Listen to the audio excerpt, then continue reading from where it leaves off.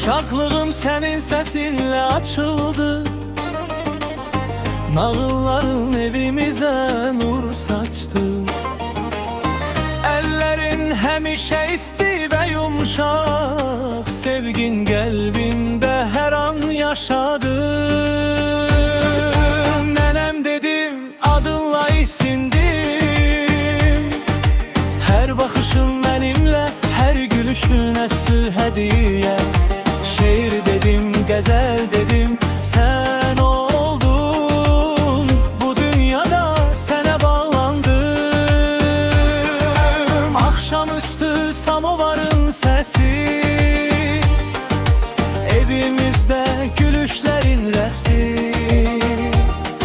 Sessizce derdini gizledirsen, ama sevgin her an bizi ehate edir.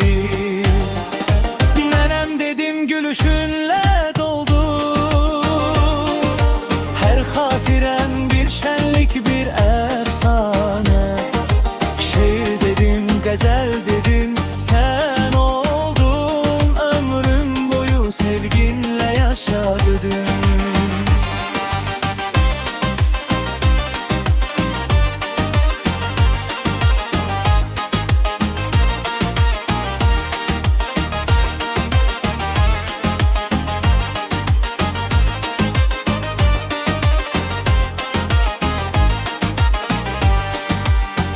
Zaman geçse de her gün yeniden, sen her günümüzü ışıklandırırsan.